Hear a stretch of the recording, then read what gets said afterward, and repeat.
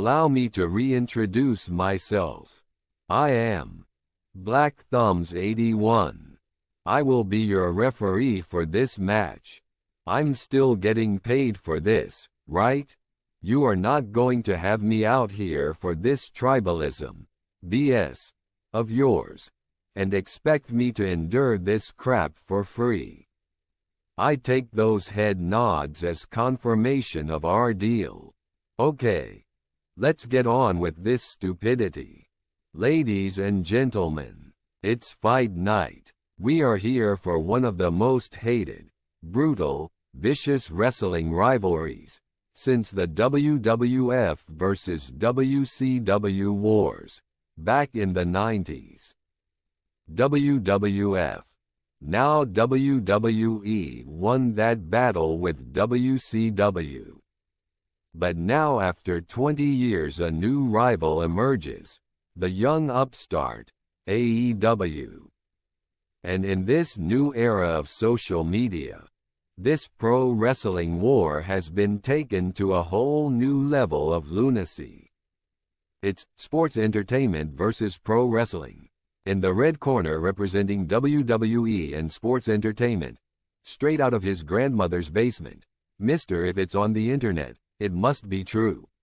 The overly emotional, proud to be called a Cody Crybaby, subscriber 84, and in the blue corner representing AEW and pro wrestling, lurking in the bushes like a stalker, Mr. I wear sunglasses at night because I have the vision of a bat anyway, so why not look cool? And I would swerve when I drive, but I don't drive. Get ready with your no storytelling, just jumping around in the ring and not selling WWE leftover, hiring to tap out. Yeah, I am ready to put this want to be bad soap opera, botch fest, cosplay of pro wrestling down for the 1, 2, 3. Let Mortal Kombat begin. Fight. Shadow, how are you going to stand here and try to defend this second-rate WWE? It will never be a real threat. AEW, does this hire old WWE stars past their prime? You guys can't even make stars on your own. It's the reason why all the top current and future talent goes to WWE first. You guys just put on random matches with no storylines. If people want to watch true cinema, they turn on WWE. Our stories are movie-level quality. Triple H is a genius at long-term storytelling. Look at the Bloodline storyline, it's on the same level as the Godfather movies. Then we also have the Judgment Day and Wyatt 6 stories. You don't get that type of storytelling over at AEW. It's just match after match with AEW. That's why no one ever gets over.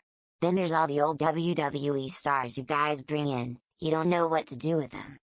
Tony Khan is just a bad booker. He even said he books for the shickos. That's all you fanboys are, a bunch of shickos. Look at our champions compared to yours. All WWE champs are real stars. Our champions have record-breaking runs. Every time they're in a match it is a big fight feel. Look at the feuds our top stars have been in this year. Cody Bloodline, Drew Punk, Rhea, Liv, Gable Wyatt 6, Roman Solo, Gunther Orton, and Braun J. What memorable feud has AEW had this year? No one wants to watch just wrestling matches all day. AEW needs to have promos and backstage segments too. Good storytelling is just as important as the in-ring action. Look at how many titles belts AEW have. There are too many to count. All those belts make them all useless. Really, who's the real champion? Who is the face of your company? Swerve, Ospreay, Darby, Moxley? You guys don't even know who your top star is. Only people who like AEW are those who just want to see high-flying moves and no selling. It only makes sense WWE has been winning for 50 years. It's always the same argument with you WWE marks. All you ever say is that AEW has no storylines. It's clear you don't watch the product. The no storyline argument might have been true a year ago, but this year, AEW has cooked WWE in the story department. Hangman, Swerve, Ospreay, MJF, Willow Mercedes, Tony Storm, Mariah May, and more. WWE is just rinse and repeat for 3 years now. No surprises, just the same format week after week. And you are smoking crack, even mentioning that subpar bloodline story next to The Godfather. It's statements like that make non-wrestling people think that wrestling fans are just crazy and weird. Your bloodline story has been played out for a long time. It is now just a poor man's bad version of the NWO. A group of jobbers is supposed to be a threat to the top 3 or 4 stars in your company. Really, it is believable to you that Roman, Cody, Seth, or Orton will have an issue beating Solo of all people, or not being able to handle any of the other bloodline members easily. Yeah, that's not storytelling. It's just bad writing. Let's look at WWE so-called epic storytelling for a second.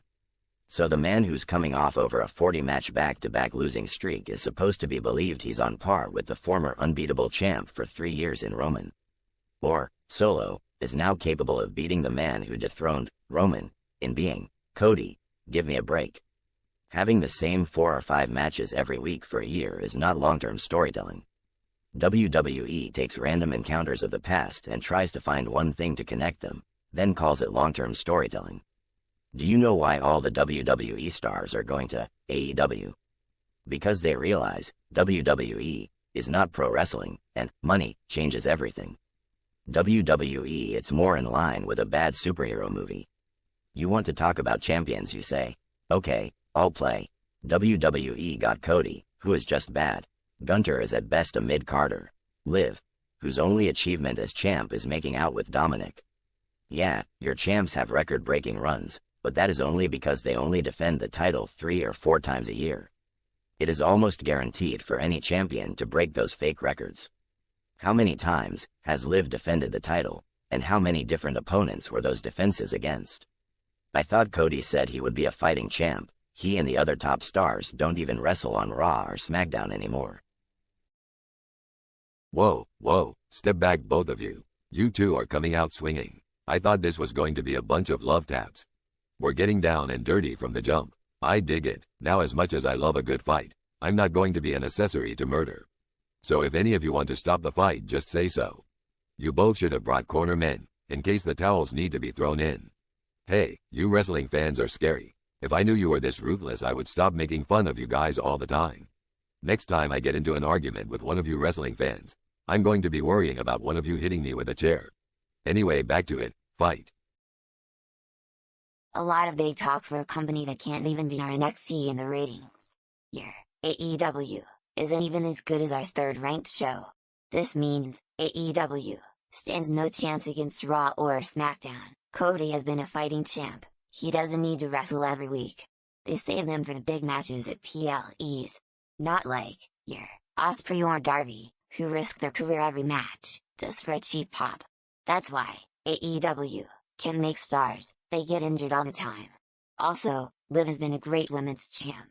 Her in the Judgment Day is the hottest thing going. It is not a surprise, we have the best women's division. Rhea, Liv, Bayley, Jade, Bianca, Tiffy, and more. What happens here? Elite takeover storyline that went nowhere. You guys can't commit to a long story arc. Solo was the enforcer for Roman, so it makes sense that he knew how to beat him. Cooked us in feuds and stories this year. How? What? Ospreay and MJF. Nothing is touching the bloodline. It has been the best thing going for like 4 years. And when the final boss gets back, we will hear a word from you, AEW fanboys. The final boss will shut everything else down. That is when we will see epic storytelling. Who's going to care about what is going on in AEW when we have The Rock and WWE? You said WWE has the best women's division. Is that a joke? The women's title is worthless. Liv does not even wrestle. Nia couldn't win the Raw title, so she immediately wins the SmackDown one. What does that say about your brands? And some of the women you mentioned deserve better from WWE. Bianca, Bayley, and Tiffy are all better than your 2 women champions. Since Triple H doesn't want those 3 overshadowing his champions, he just tries to bury all of Bianca, Bayley, and Tiffy popularity and momentum. Tiffy was on fire. She was on her way to being the next megastar.